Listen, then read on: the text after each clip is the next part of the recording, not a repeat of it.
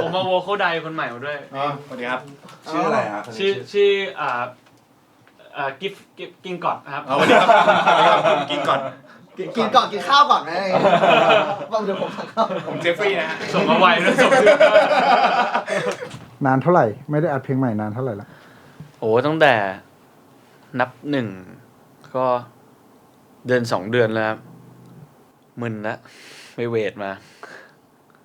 แต่ว่านิ้วอะไรยังคล่อง26ออกกันเนี่ยวันนี้เลยพร้อมเลยวันนี้เลยปะ ที่ไหนอะเฮ้ยเป็นเปิดเราข้างล่างเลยดีกว่าจะได้ลองภาคใหม่พอดีก็ไอเดียเพลงนี้มันเริ่มคิดถึงเพลงแบบ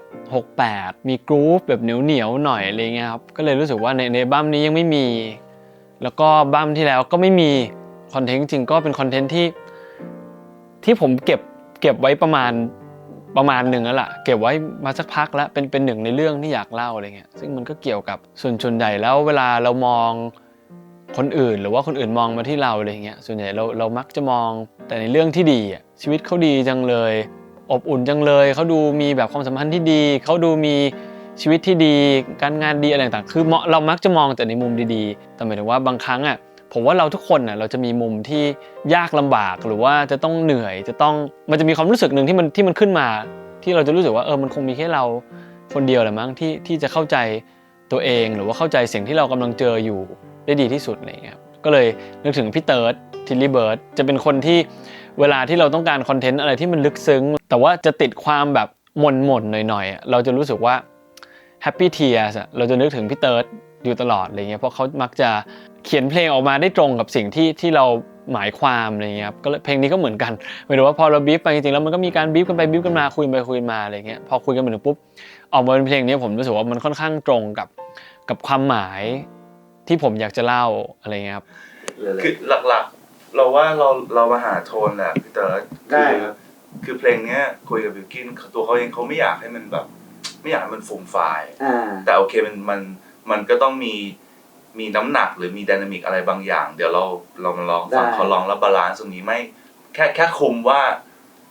มันจะเป็นความแบบเหงาลำพึงลำพันเจ็บปวดอยู่กับตัวเองแต่มันจะไม่ใช่แบบดราม่าแบบใช่มันจะมีความก็ค่อนข้างถ้าอยู่กับตัวเองก็อยู่กับตัวเองแหละเพราะว่าเป็นมีความ personal มีความแบบว่าอะไรเงี้ยคุกรุ่นอยู่กับตัวเองน้องเขาโทรมาคุยเลยว่าแบบพี่อยากได้เพลงแบบที่มีความอะไรอาวรณ์แต่ว่า personal ก็คือเหมือนบ่นกับตัวเองจริงๆตั้งแต่ยิ้มทั้งน้ำตาแล้วที่ได้ material ได้สิ่งที่ต้องเขียนอะได้โจทย์จากน้องโดยตรงคือของยิ้มทั้งน้ำตามันจะเป็นรักกันแต่ไปกันต่อไม่ได้ต้องจบส่วนอันเนี้ยมันคือเขาพูดมาว่าสิ่งที่แย่ที่สุดของความสัมพันธ์ที่ดีที่สุดคือมันต้องจบมันไม่ได้ไปต่อเราได้ตรงเนี้ยเราก็เอามาเป็นเนื้อเพลงเลยในส่วนของดนตรีก็ได้อาจารย์เจนพัฒน์นักดนตรีคู่ใจที่ทำกันมาทุกคอนเสิร์ตแล้วก็จริงๆแล้วก็ arrange produce มาให้หลายเพลงแล้วผมว่าดนตรีของเพลงนี้แล้วก็รวมถึงเพลงอื่นๆของบิลกินด้วยก็จะ based on soul music เนาะก็จะ based on แบบ soul gospel R&B บ้างหรืออะไรเงี้ยแต่ผมว่าเพลงนี้น่าจะเป็น soul แล้วก็เป็น68ซึ่งบิลกินไม่ค่อยมีเพลง68เอาจริงๆได้ยินครั้งสุดท้ายถ้าจำความได้คือแปลไม่ออกป่ะถูกต้องใช่เพราะฉะนั้นเพลงนี้ก็น่าจะเป็นเพลง68อีกเพลงหนึ่งของกินที่น่าจะเป็นการสื่อสารอารมณ์แล้วก็ได้รับโจทย์มากมายเลยว่าเพลงเนี้ยเราไม่อยากได้ฟูมไฟล์นะอยากให้เป็นอยู่กับตัวเองสิ่งเหล่านั้นนะครับผมยังคิดถึงวันที่ดูหนังเรื่องเธอเลเป็นที่หนึ่งสักอย่างเป็นนิดหนึ่ง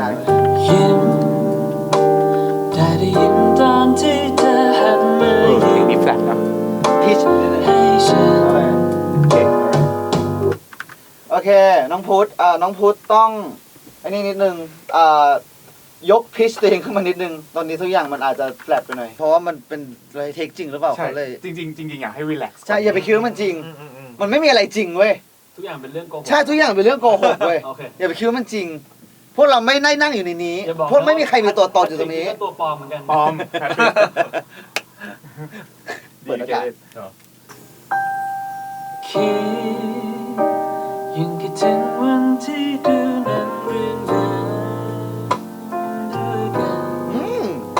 ครับดีนะ ยิ้ม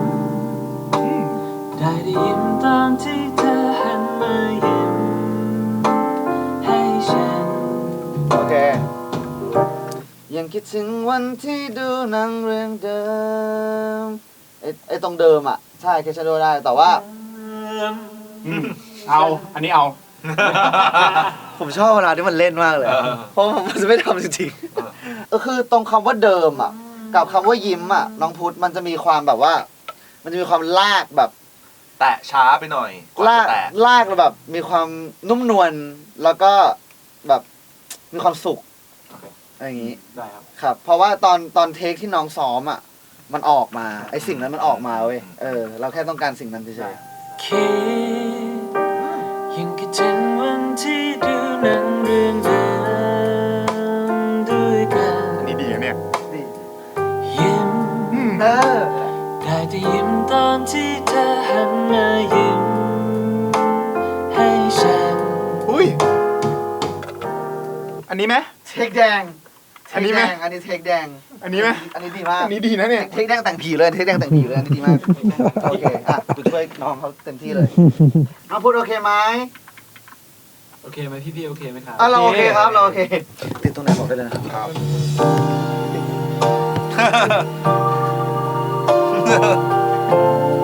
พี่เติร์ดเขาเชื่อนะเว้ยว่าเป็นโวคอลได จริงเหรอ เมื่อกี้พี่เติร์ดบอกว่าติดอะไรบอกได้นะครับ จริงเหรอ พี่เบลก็นั่งหัวเราะ จริงเหรอ เดี๋ยวจะแซวเขาหน่อย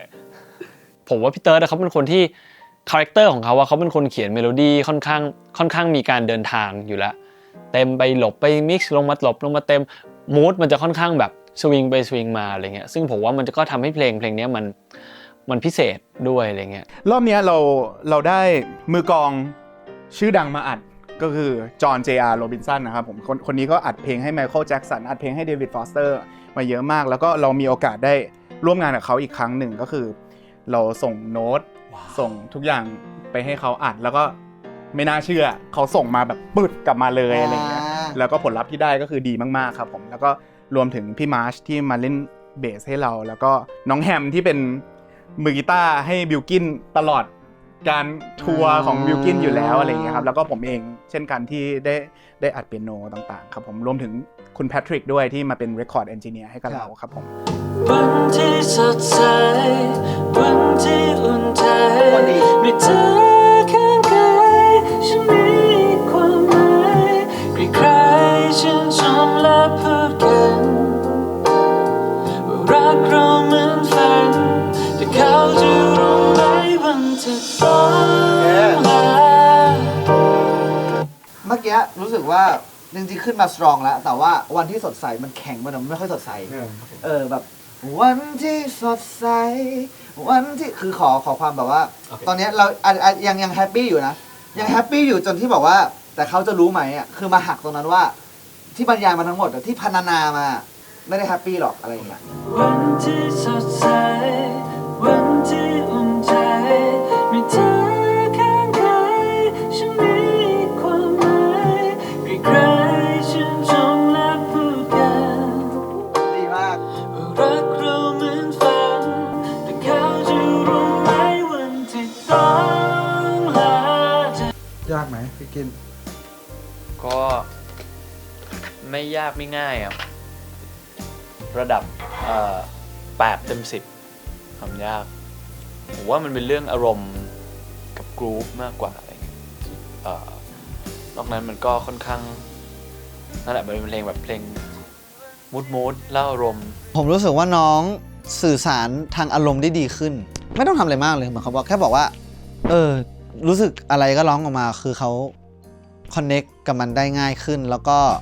ใช้เวลาได้เร็วขึ้นมากแบบว่าโอ้แป๊บเดียวเสร็จแล้วคือก็นี่คือพัฒนาการเรื่องหนึ่งเลย แล้วก็ในส่วนของเสียงร้องผมอันนี้เห็นกันมาทุกคนอยู่แล้วแหละว่าเขาร้องดีขึ้นเขาเก่งขึ้น สิ่งที่แย่ที่สุดของสิ่งที่ดีที่สุดคือมันต้องจบไปแต่ใครจะรู้มีแค่ฉัน สักเพลงไหมพี่ชอบนะพี่รู้สึกว่าอารมณ์มันมาขึ้นนะ อันนี้จะทำหรือไม่ทำก็ได้นะ ไอ้คำว่าต้องอ่ะ กับคำว่าน้ำอ่ะลากได้ลากแบบ ไม่ต้องเลย์แบ็กอ่ะแต่แค่ว่าลากในอารมณ์อ่ะ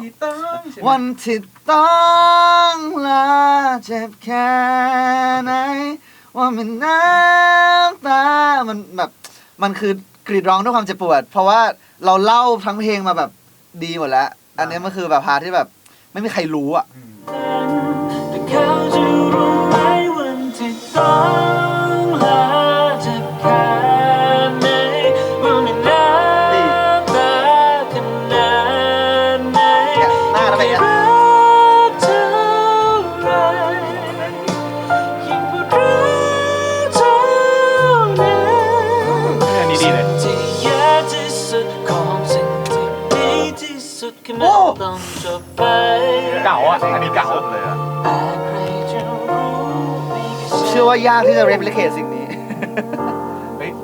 อั Magic ว่ะ นนี้แมจิก อันนี้แมจิกว่ะ อันนี้แมจิกว่ะ เฮ้ยขออีกสัก เฮ้ ที ย ได้ไหมสุดๆไปเลยอ่ะ พี่เบลฮูแล้ว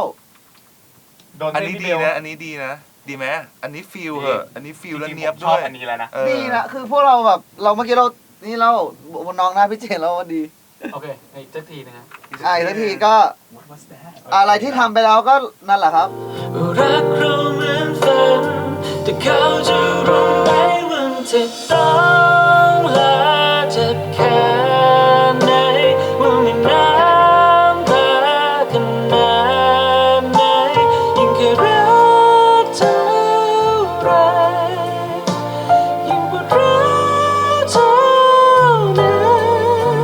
สิ่งที่แย่ที่สุดของสิ่งที่ดีที่สุดคือมันต้องจบไป มาดี แต่ใครจะรู้มีแค่ฉัน อันนี้ดีนะ แต่ส่วนตัวแพ้อันเมื่อกี้ว่ะ ใช่อันเมื่อกี้ดีกว่า ได้ ผ แต่ สมได้ สองอันนี้คือแบบฟิล ก็ พร้อมเลยไหม พร้อมเลยครับ ฟิลและความเนี้ยบแบบมาครบ โอเค เดี๋ยวไปเวิร์ดสองกลับมามีความสุขครับ มันเพลงมันจะไบโพล่านิดนึง ความทรงจำ ดี อาจจะดูมากมายเหลือเกินฉันจำได้ทุกอัน เย้ ยังคงฟังเพลงที่เธอส่งให้อยู่เหมือนเดิมฉันฟังได้ทุกวั ผม น ชอบท่อนนี้ที่สุดในเพลงไม่เขียนแล้ว เฮ้ย น่าสนใจมาก ดีมากเลยดีมากเลย อ่ะ ลองอีกทีเลย ให้ ดีกว่า ทำเองเลย แต่น่าสนใจ พี่เพื่อลด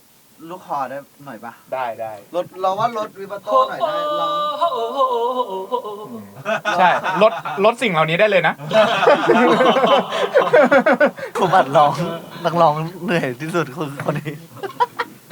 เชียร์มันจะเป็นเหมือนแบบ run through แบบเรื่องเมโลดี้เรื่องช่องการร้องเรื่องอะไรก่อนเสร็จปุ๊บมันก็จะเป็นเรื่องของการแบบใส่อารมณ์เข้าไปโฟกัสกับอารมณ์กับการเล่าเรื่องอะไรอย่างเงี้ยก็ผมว่ามันก็จะมีเทคที่เราลองกันหลายๆทางเลยเนาะทั้งทางแบบทางเยอะทางน้อยทางหนักทางเบาลองไปซ้ายลองไปขวาอะไรเงี้ยก็ผมว่ามันก็เหมือนลองทำคนทำก็ลองทำคนฟังก็ลองฟังแล้วเหมือนอันไหนที่มันโดนเส้นมันก็จะเฮกันขึ้นมาเป็นอย่างนี้ทุกครั้ง โอเคน้องพุทธเดี๋ยวเราไปเธอที่สดใส ได้ครับ ครับ อันนี้ต้องเติมลูกเล่นแล้วใช่ไหม อ๋อ มีเธอข้างกายฉันมีความหมายใช่ไหม ใช่ฉันมีความหมายคือฉันแบบเขาทำให้เราเป็นคนที่ดีขึ้น โอเคฉันฟังได้ทุกวันเธอที่สดใสกอดที่อุ่นใจไม่เธอ ผมว่ามันมีความเศร้าอยู่นะ ฉันมีความหมาย ผมไม่ติดเลยอะ ใครชื่นชมและพูดกัน ไม่ต้องคอมเลย เอาเลย ฟังแต่เขาจะรู้ไหมวันที่ต้องลา got it